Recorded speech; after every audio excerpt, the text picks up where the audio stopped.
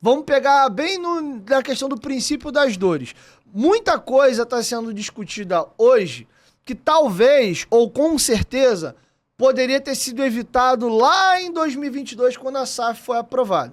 Tem muita discussão hoje assim, vocês são culpados, porque naquela época quem apoiou a venda da SAF ajudou a empurrar para essa empresa de merda aí e tal. Você que é o convidado, eu vou deixar até você comentar essa situação primeiro e se eu achar que vale um comentário eu complemento. Sim. Você concorda com essa opinião de que foi tudo muito assodado? Naquela época, qual era a tua visão? Você participou desse assodamento e também tem um arrependimento hoje ou não? Como é que você viu a forma como o Vasco foi vendido lá em 2022? Eu acho que é bom a gente fazer uma recapitulação mesmo, né? E o Vasco, Dieguinho, a política do Vasco, infelizmente, é aquele... Eu tava brincando, é o meme do Homem-Aranha, né?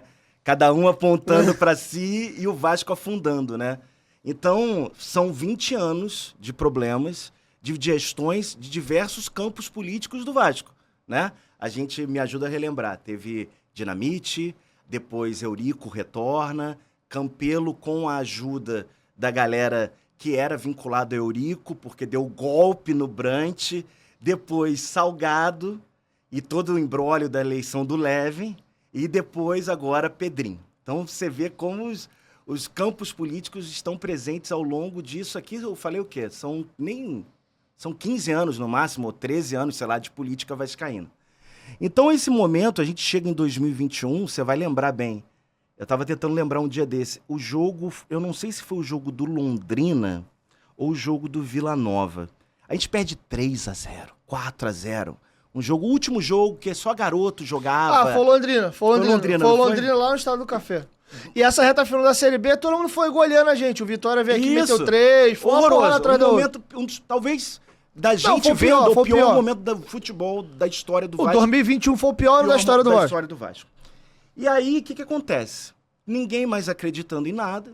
Salgado veio com aquelas propostas de renovação, de grana, de que abriria todas as portas dos clubes do mundo com um telefonema. E aí, na segunda-feira, esse jogo foi sábado, segunda-feira ele protocola o pedido de abertura de SAF na Secretaria do Vasco. E ele entra no clube dizendo que era contra o clube empresa e venda do clube. Ele entra com esse pedido falando, olha, não tem mais jeito. Não tem dinheiro, tem uma dívida chegando a quase 1 bilhão e o único jeito de sair dessa forma é a SAF. E aí todo mundo foi procurar entender. O meu movimento inicial sempre foi, eu sou sócio, por que eu vou ter outra pessoa cuidando do futebol? Será que não tem uma alternativa? Será que esse bonde do associativo passou? Muita gente disse que aquela época do Brant, que não conseguiu se eleger pelo golpe da Lagoa, foi o momento limítrofe que a gente não tem mais como voltar. Muita gente fala isso. Eu penso sim, porque assim, a gente nem sabe como é que ia ser a gestão dele. Poderia ser. Mas a gente precisava de uma gestão de correção ali, porque você vê que os 2 próximos mandatos arrebentaram o restante que já estava ruim. E unificada. Campelo e o Salgado, exato. Unificada, isso é, a maioria da galera apoiava o Brant, a galera, quando eu falo vascaínos, naquela não época, conselho específico, né? E até por isso mudou a votação do Vasco, que começou a ser direta. Um absurdo que aconteceu, mas deixa pra lá. E aí, o Salgado coloca o protocolo e começa a discussão, todo mundo aprendendo um pouco de SAF. É uma lei que acabou de ser promulgada pelo governo, a gente tentando entender como é que seria, os exemplos lá de fora. E eu acho que levou 7 meses, né? Foram 7 meses de discussão de SAF. Eu, Dieguinho, vou te falar, em alguns momentos eu acho que foi assodado, em outros momentos eu acho, cara, será que 7 meses a gente não é o suficiente para discutir um assunto? Eu fico realmente em dúvida, assim. Será que tinha que ter aberto mais para a torcida? Será que as informações foram exclusivas para grupinhos políticos? Eu sei o seguinte, uma coisa que me incomodou, não sei se te incomodou na época. Quando saiu a notícia da SAF, é como se colocar um carro à venda, você bota nos classificados. E quem fez isso pra gente, pro Vasco, foi a KPMG, né? Os escritórios... Que é uma empresa conceituada... Big Four, de gestão e tal. Pelo menos é vendida dessa forma publicamente. A KPMG colocou no mercado e esse mercado não é só nacional, né? É internacional. É um mercado que vai bater na porta dos americanos, do chinês, do tailandês, do árabe, e aí vai. Diz Osório, uma figura importante em todo esse processo, que foram 50 propostas, sei lá, 20 propostas, não me lembro. E aí foram reduzindo as propostas de acordo com o que cada um queria, de que valores, de situações. E ele chega a 3. Para mim, e eu batia nessa tecla lá atrás, eu achava que o sócio tinha que ter uma noção das 3 propostas.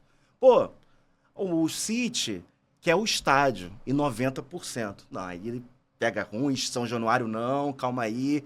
O outro grupo queria tantos porcentos, mais tal alternativa, ia não pagar toda a dívida, não sei. A gente não sabe essas informações. A gente pesca meio... Essa do City é uma coisa de entrevistas. Eu não tenho um papel falando que foi assim. E eu acho isso grave, para discutir o futuro do clube, um futuro que pode ser pelo resto da vida. Né? A 777 não é obrigada a vender para alguém.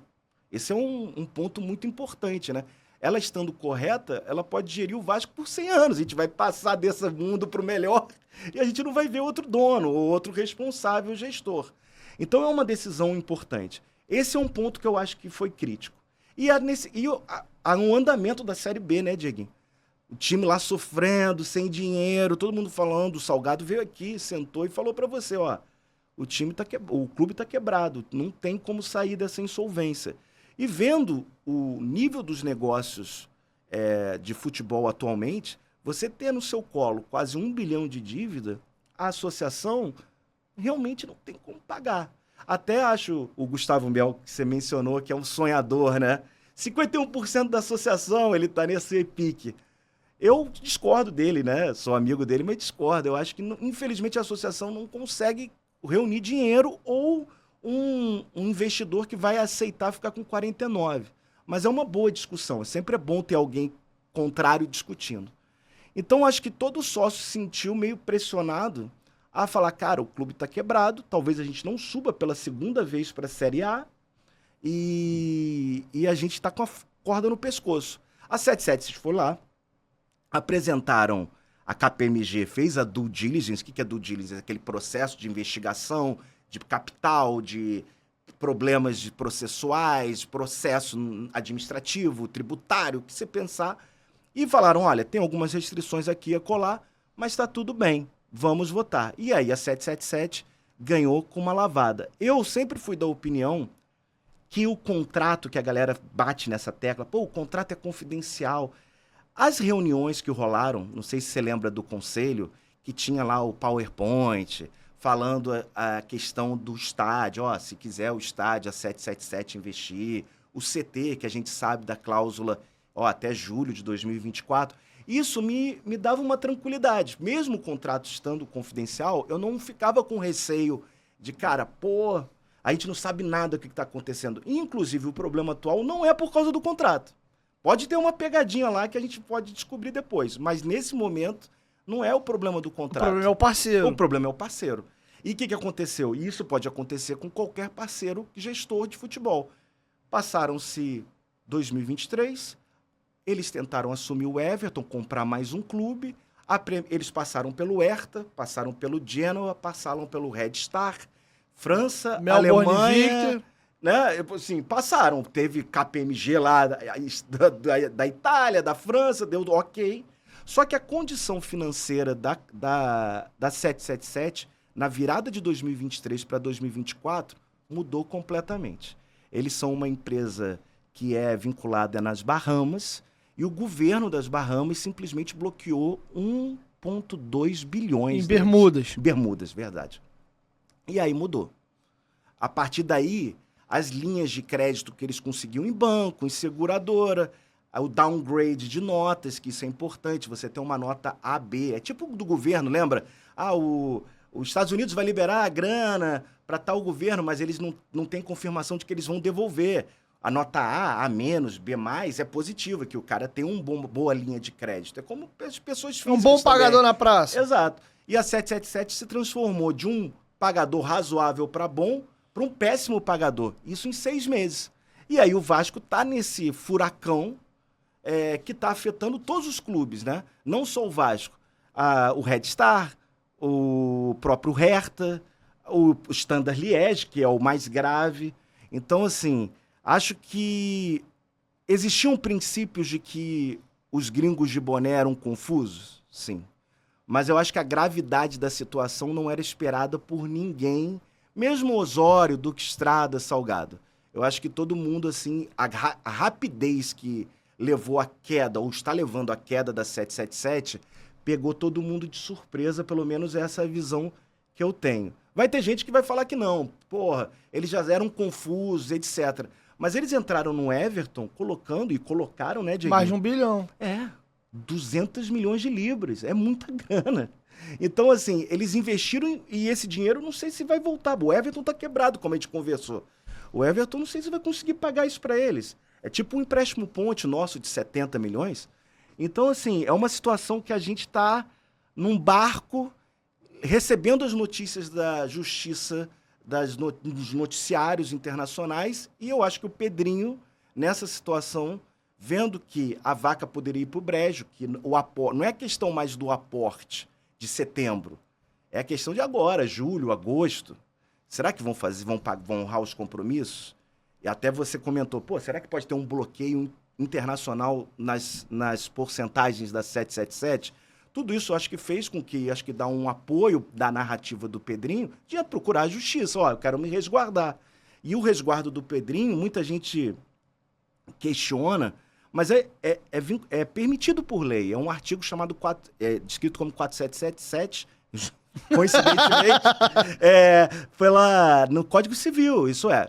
É um exemplo bem simples. O Dieguinho vai me vender um carro, ele me prometeu que em setembro vai vender, mas eu tô vendo o Dieguinho no bar, gastando, torrando dinheiro, aí o cara que o Dieguinho ia vender o carro em agosto, já dizendo que ele não pagou, etc.